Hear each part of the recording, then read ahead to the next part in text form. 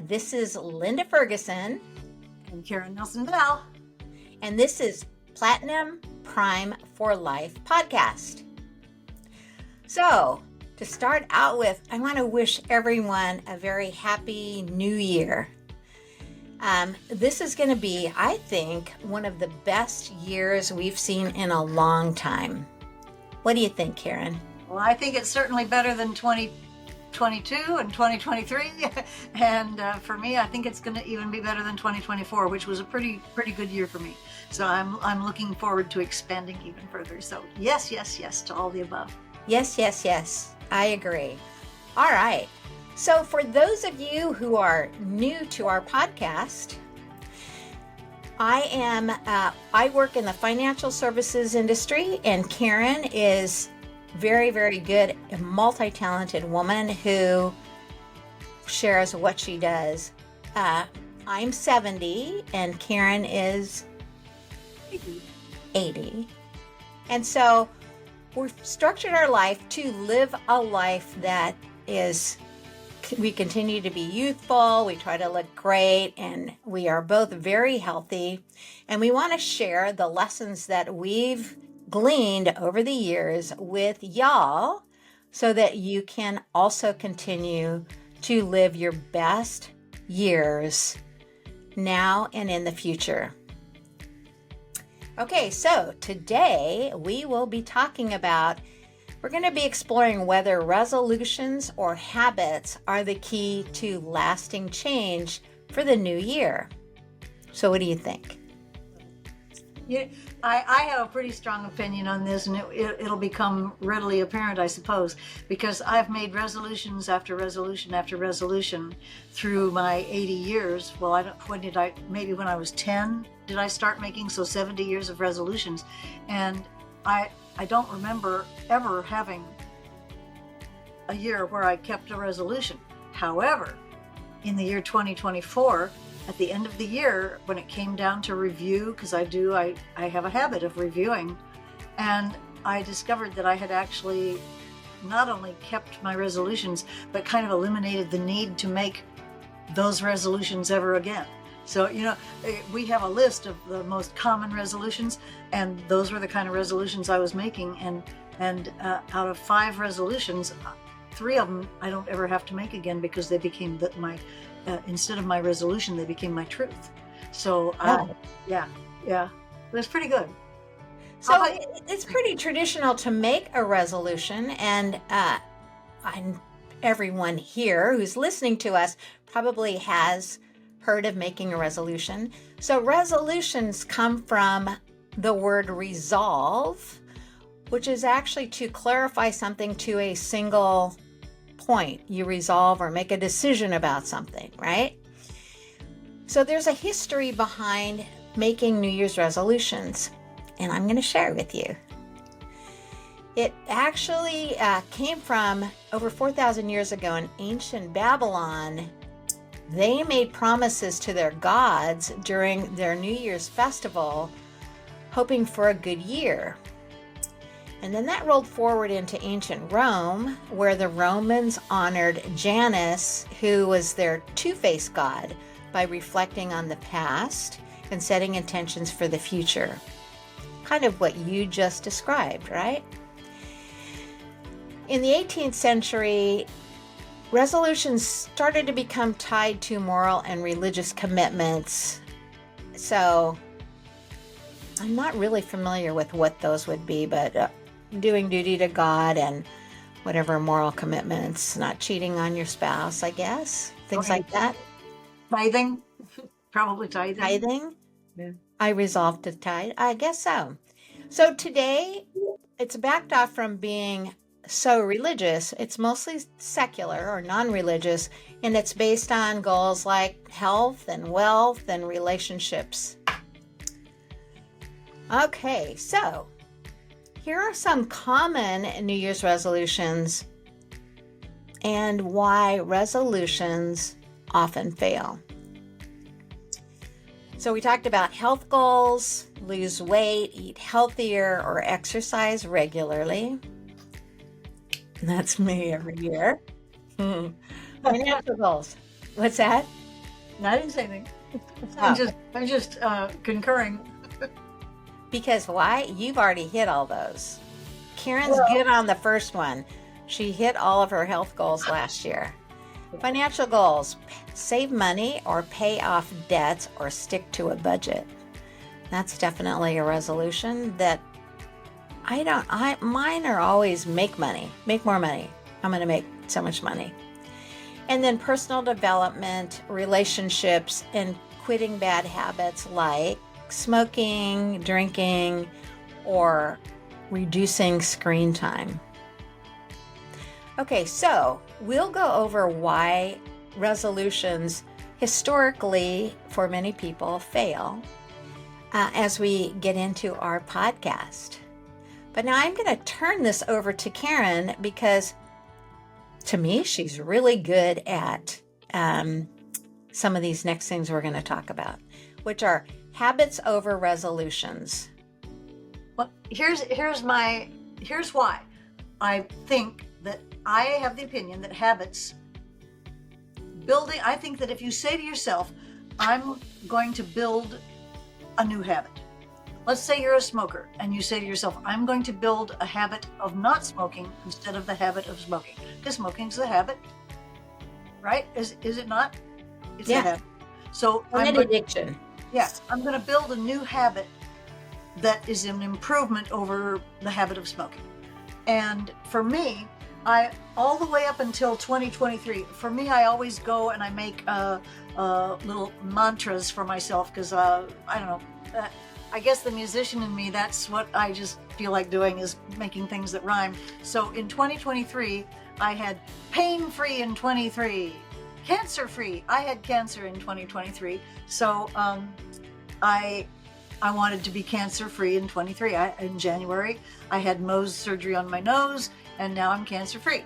So, and then I wanted to be fat-free in 23 because even though I had lost 90 pounds, regained 30 when my friends told me I was too skinny, I still felt that I was too fat. So fat-free in 23, debt-free in 23. I've revised how I express that because being debt-free does not mean that you have an abundance. So I want to rephrase that. Healthy me in 23. I felt that being so fat made me not pretty because I felt I looked like a big old chipmunk, or if you looked at me from behind, I looked like a barn. And so I wanted to, for me, I wanted to be pretty me in 23 and all the above, all the above in 23. So I got cancer free, I got fat free, I got healthy me in 23. So all that's left is what I have for this year. And instead of saying debt free, I'm saying financially free.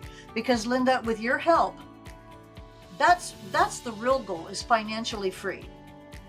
It isn't just debt free. Debt free is not good enough. It's just like in my book, Nothing Down for Women, in the real estate investing, I have a whole chapter called A Million Isn't Enough. A million is not enough in today's economy for you to retire on. If you have a million in the bank and you're putting it in a mutual fund or a giant CD, jumbo CD, it's not enough. It's not going to take you to the end of your life. So, can I time out on that? Sure. So that can be for some people.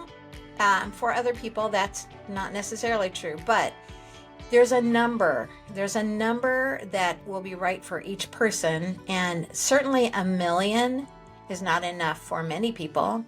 It might be enough for some. It's such a big number, Karen. I don't want to depress people who are like, I'll never make $1 million. I'm too old. I'm not earning money anymore. From a real estate point of view, if you were, I guess, if you were investing $1 million and you were getting 1.5% or 2% on it, I don't know that would be very satisfactory 10 years from now. So that's utterly passive income. Or if you had $1 million in the bank and you intelligently had it set up so it provided you the cash flow that you need to support the lifestyle that you wish to live, not the lifestyle like Karen was saying about being debt-free. And debt-free was not expressed properly for what she wanted as a goal. So her lifestyle continues to evolve upward. I'm just sharing with you. This is a lady who already knows how to live well, and she's constantly living better and better.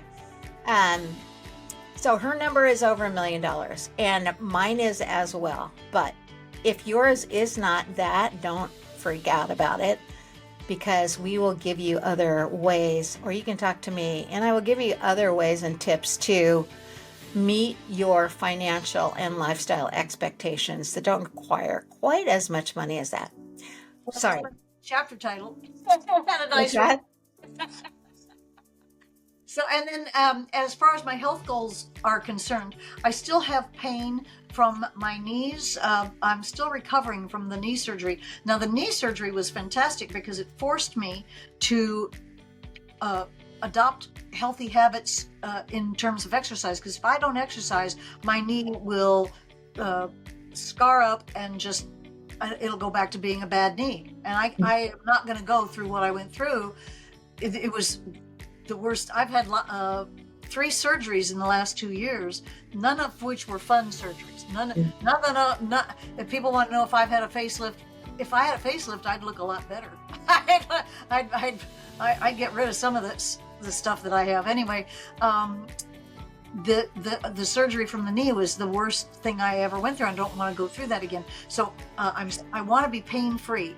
And that's a goal. So these are my 2: financially free, meaning getting with Linda and having her help me set up my life so that I am free to focus on the things that are purposes for me, goals and purposes. I want to live a purpose-driven life to the end of my days.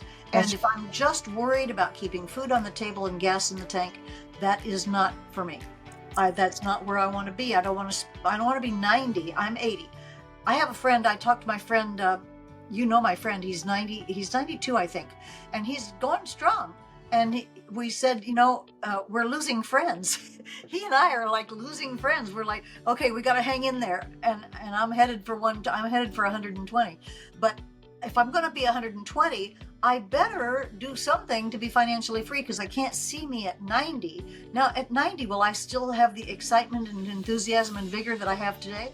I hope so. I think I could maybe manage that. I think with what I'm doing right now, I could. Pain-free has got to happen this year, because in order to do the exercising that has become a habit for me, I have to be pain-free in order just to do the things that I have to do to walk. I walked 7,000 steps on New Year's Eve, and I walked 7,000 steps on New Year's Eve day. And today I'm kind of paying for it because it was a little bit too much for the surgery knee. So I have to really, those are my 2 things that and my motto, by the way, because they always have to arrive, is I arrive and thrive in 25. But we can just say, let's all thrive in 25. So that's my new. I love it. But here's what changed for me. I think that if you say to yourself, I'm going to resolve to go to the gym. I'm going to resolve to exercise more. And then you go to the gym, and like we were talking earlier, you go to the gym 3 times, and then you realize it's just a hassle and you don't like driving to the gym, and so you stop going. Well, now you've lost that resolution. But what if you said, I'm going to build a new habit? Then you have the chance to continue building on that, because I've been building my new habits. I actually have new habits, Linda. I actually have a habit of walking around my balcony. I have a balcony around a central courtyard of a garden, and the balcony, I can walk around that, and I can do a couple of miles just going around my own courtyard. And I do that for 5 times around before I eat and 5 times around after I eat. And I used to have to set an alarm to remind myself to do that. But now I just do it. I just go out my door and walk 5 times around before I eat. And then after I eat, I go and walk 5 times more. And I don't even have to put it on my calendar or anything. I don't think about it because I spent months developing that habit. So I think that a habit is something that gives you more grace. It gives you the opportunity to fail and recover from the failure. Whereas a resolution, if you fail, then you've kind of failed. And maybe it's semantics. Maybe this is all semantics, but I love the idea of telling myself, it's just like I said, I'm never going to diet. I don't diet. I never have to diet again. I'm not fat anymore, but I still have in order to be pain-free, I think I want to lose some more weight, but I'm not going on a diet. I'm tweaking my dietary regimen. I'm tweaking to see what actually works the best for me, because every pound I lose, my knees feel a little bit better. So that works towards my pain-free. So if I say to myself, I resolve to lose 10 more pounds, well, first of all, people say to me, well, where are you going to lose it from? Because I'm trim now.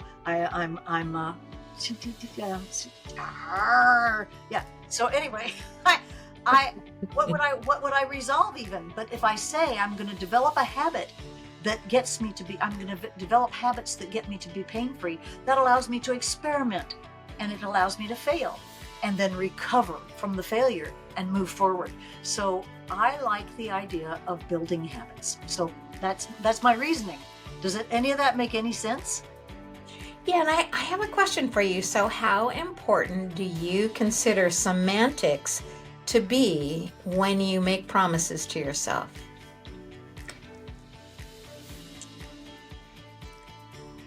Well, first of all, I believe that promises to yourself, promises to others are terrifically important. Keeping one's word is part of a way to be happy. Mm-hmm. Keeping your promise to yourself can have deadly consequences. I think keeping your promises to yourself may even be more important, because it sets a tone for how you think about yourself. Mm-hmm. If you break your promises to yourself, and if you break your promise to yourself, you start to reduce yourself, and you start to reduce how you interact with the world, and you start to shrink yourself, because you know, oh, I can't be trusted because I broke my promise to myself. Now I don't say you're analytically thinking that, but subconsciously you'd be thinking that you broke your promise to yourself. So breaking one's promise to oneself is a very bad idea, and a resolution kind of sets you up for that. Is it semantics? I actually don't know the answer, Lynn. I don't know if it's semantics, because if I say I'm going to build new habits, I guess I resolve to build. I guess I'm resolving to build new habits. Maybe it is semantics. Maybe how we say it. I think words are terrifically important. I'm a writer. What else is a writer going to say? I think how we say things to ourselves matter. But I can't quantify that. And the question you asked me, I don't have a good answer. Okay. I'm sorry. Well, I can tell you, and I can't point to a study here, but words are terrifically important. So how you phrase something for yourself and how you phrase things toward others can vastly change the results you get from those words. And you guys can fact check this, because it's true, and it's been proven time and time again. So it is an interesting point. So from what I'm understanding, you're saying forming new habits for the new year will serve a person better than a list of resolutions that you might quickly break, because traditionally resolutions very often fail. And let me just go over some of the reasons why a resolution versus a habit is more doomed for failure. Okay, so before I jump into it, what's a habit versus what's a resolution? What are the difference between those two words we're talking about? Well, a habit is something that you're not really necessarily thinking about. When you drive a car, it's your habit. Maybe it's not, but maybe it's your habit to turn a blinker on. Sometimes I find myself turning a blinker on when I'm turning into my own driveway, and there's nobody behind me, and I just turn the blinker on because it's a habit.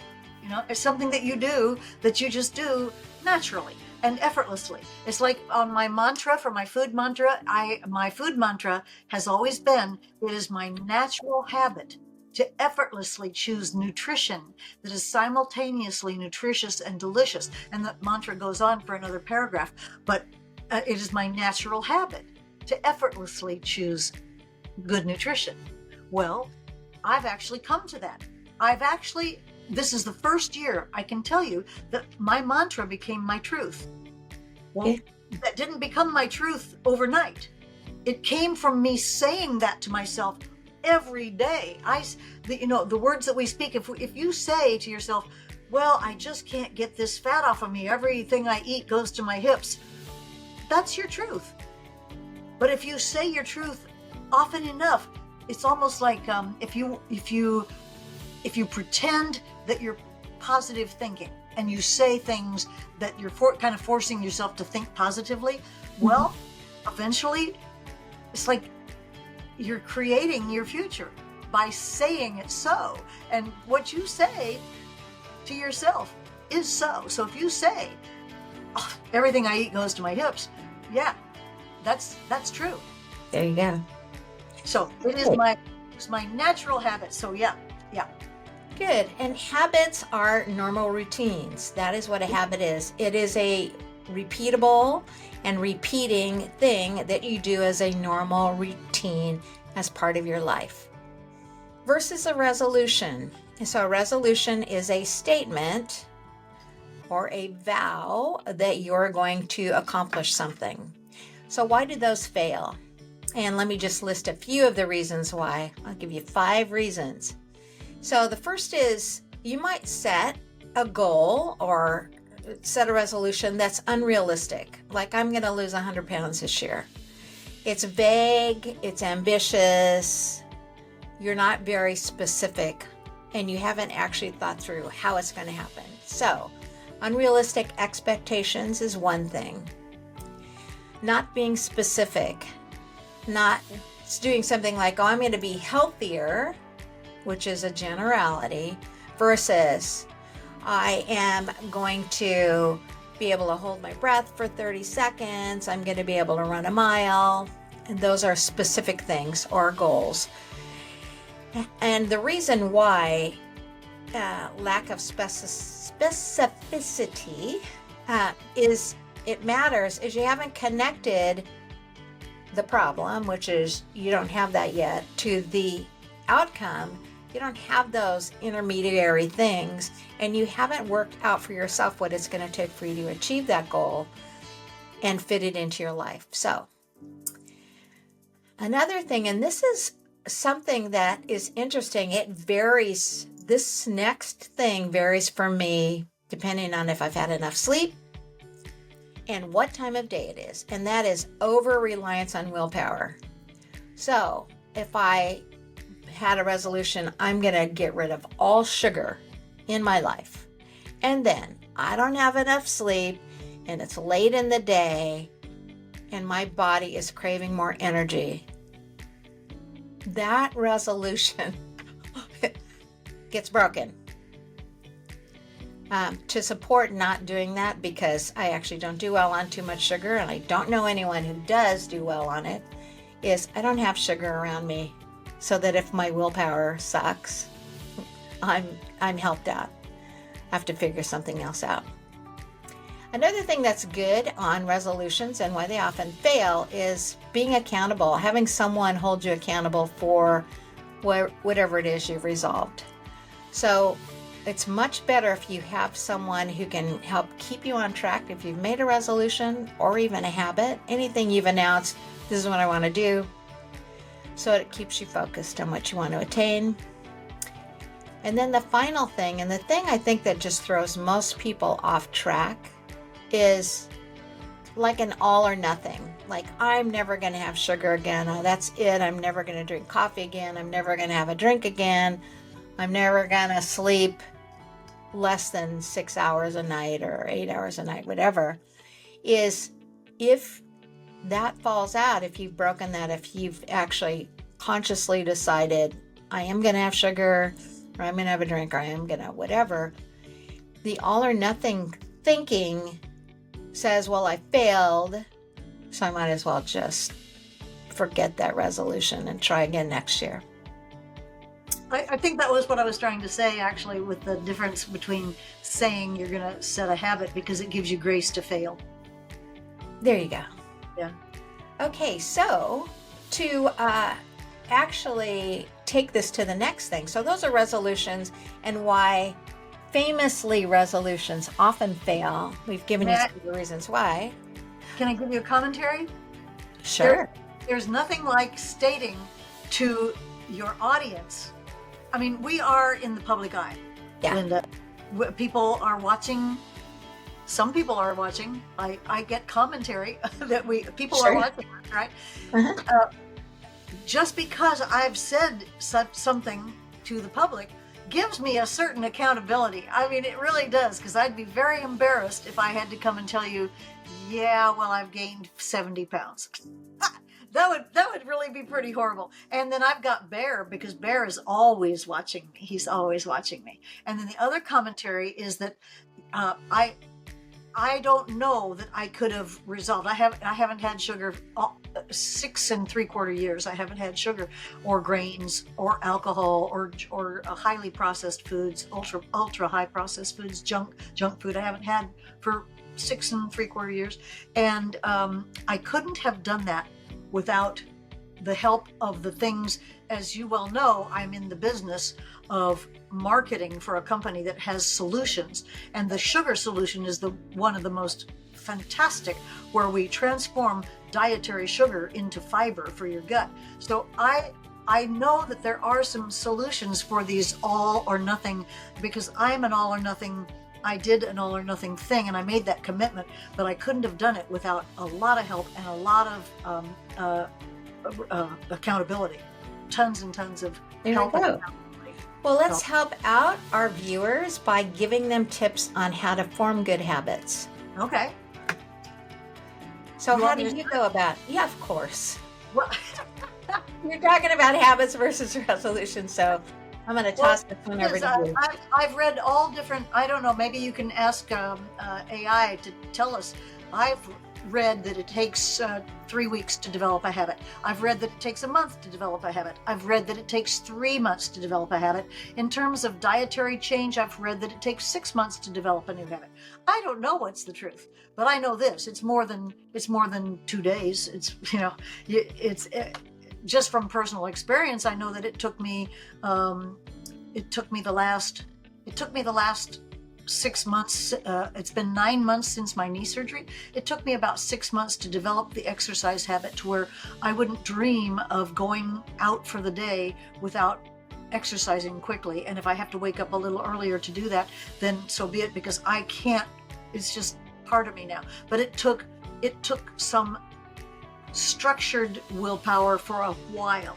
Yes, you're gonna when you begin the keto. You know me, I'm the keto gal, because I wrote two keto books. When you start keto, you will have to use some willpower in the beginning, and then after you get into a state of ketosis, then the willpower is not necessary, because your body starts to not have cravings, and you start to utilize your own body's resources for your energy, so you don't have the energy highs and lows that people on sugar do, that are sugar burners. And to be metabolically flexible, which is what I am, I can burn with whatever I ingest. I can burn it effectively, but you don't get there without exerting some willpower. So I think that to build a habit, you have to be willing to take small goals and meet them successfully. So if you say, I'm experimenting right now with a carnivore diet, because I'm very interested in it, and it seems to have some benefits to me, so I'm experimenting. But I just and people tell me that you better do carnivore for 3 months before you'll even know if it works, or a low oxalate diet. Oh, you have to do it for 6 months. No, I'm going to do it for 3 days. That's what I can imagine myself doing. I mean, I'm going to Friday, Saturday, Sunday, I'm going to do carnivore. That's a amount that I can. I mean, anybody can do pretty much anything for 72 hours. Do you agree? I do. So I think you have to start with willpower, but you start with small chunks of willpower, and you build on it. And then I go 3 days, and then I eat some blueberries, well, sue me. I mean, I can always go back and do 3 more days of carnivore. There you go.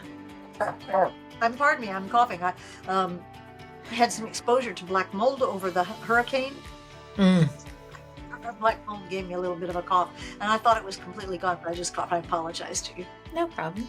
I can give. The freedom part comes in when you have freedom from having to exert this massive amount of willpower and self-control and discipline and this the freedom. Well, we're looking for financial freedom and pain free. That's me, and but the freedom of not having to exert all that self-control. No, just live life. Have these habits be such nice habits, that you're effortless. That's the kind of freedom I'm looking for. And I think if you take it in small chunks.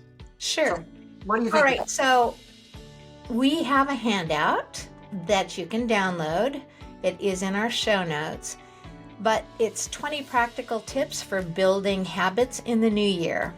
And I'm going to start out with just the first 4, because this really speaks to what Karen was describing. So the first is you focus on one habit at a time. Avoid overwhelming yourself by trying to change too much at once.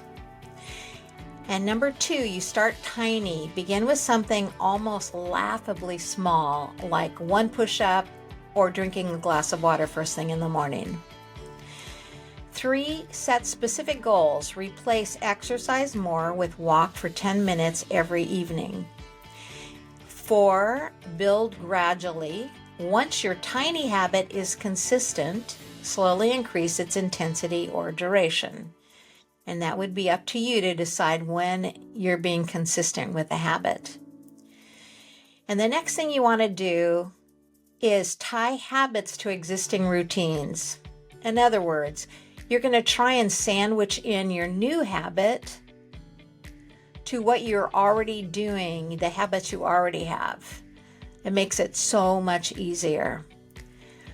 So the term anchor means to tie something up to something else, like anchoring a boat. So you're going to anchor a habit to current habits. Add your new habit to something you already do, like brushing your teeth or making coffee. And use triggers, so a trigger is the thing that starts an action. And in this case, the trigger would be starting your habit or reminding you that you need to do these next steps. Set specific cues for your habit, such as putting your workout shoes by the door. So these are small and simple, and I can tell you they definitely work. Now I'm going to share an app that I've used for, I think, like 4 years now. I love it. I don't love everything about it, but I've just found for me it's a very good match for my lifestyle. And when I use it, I'm happier and I'm more productive. And when I don't use it, things go out of sequence. So the checklist of my life is out of sequence. And when that happens, it isn't something that seamlessly flows one thing to the next for a perfect day, which is really important, a perfect day. So the app is called Fabulous. And I'll kind of show you. It's more of a girly app, but you set up routines. I think you can see this. Routines throughout your day. You can set up as many as you want. So I have a get up in the morning routine, I have a workday routine, end of workday, and then bedtime. And you can add and delete actions to that. It's wonderful. And so part of my routine every day is to go over those list of things that my goals for the year. So every day I kind of cover them. And so I have my own personal goals for the year. And then reminders to myself, what is my mad skill or the thing that sets me apart from other people that I know?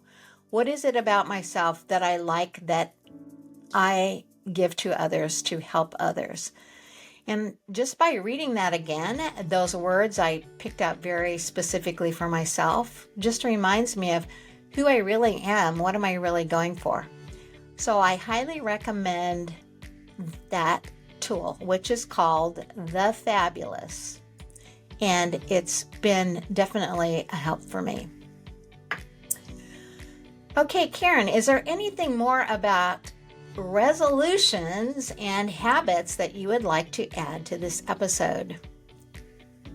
I'd love to hear what other people have succeeded at. I'd love to hear about what worked for them, because I'm telling you what has worked for me and what I observe might work for others. But I'd like to hear some actual case studies or anecdotal evidence that what I'm saying, because I'm talking like I know what I'm talking about.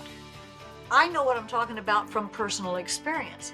So I would really like to hear from our viewers, what have you succeeded at?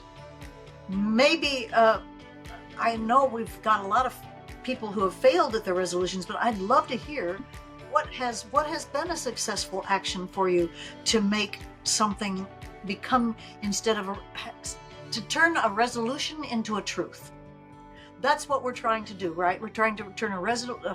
I resolve to become wealthy in 2025. If you turn that into a truth, then it's a successful resolution.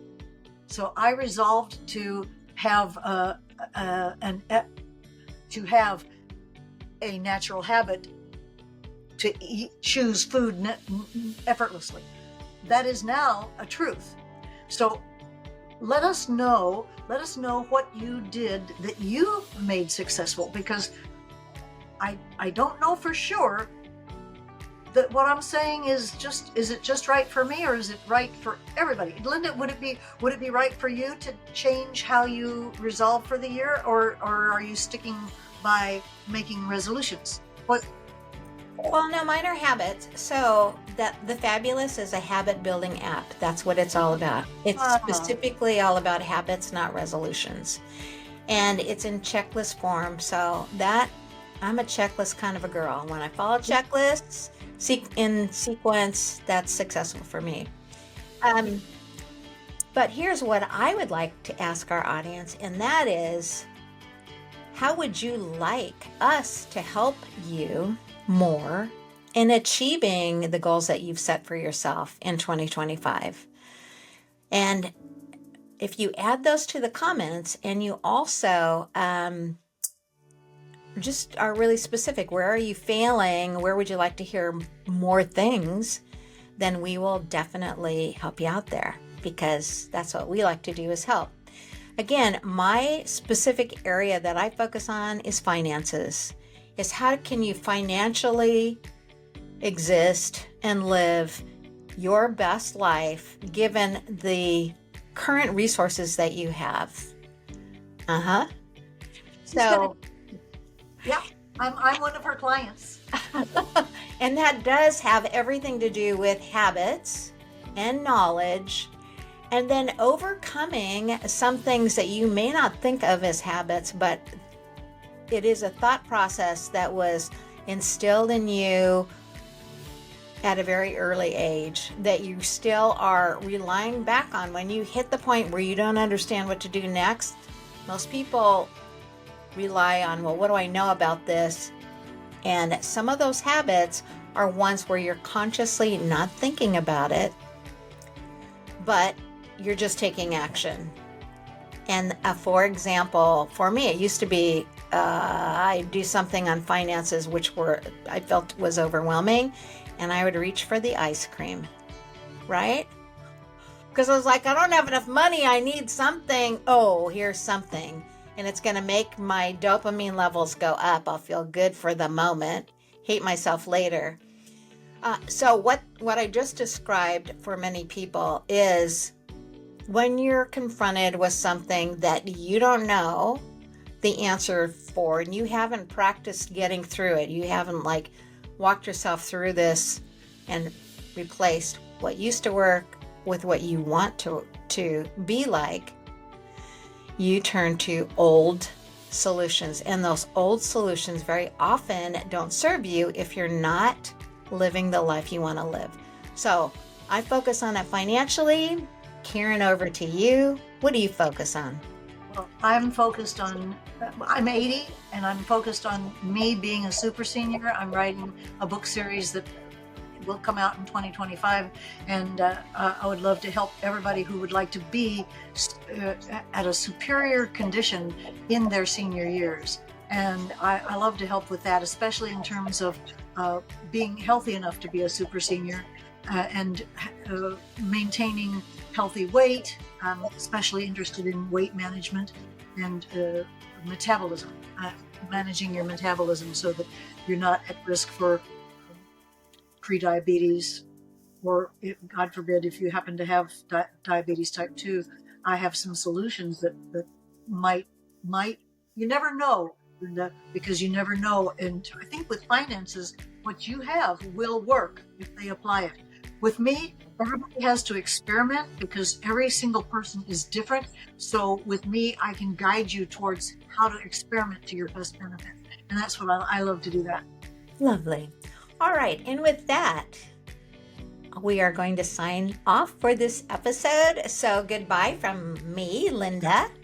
Let's all thrive in 25. There you go. Thank you so much. We'll see you again next week.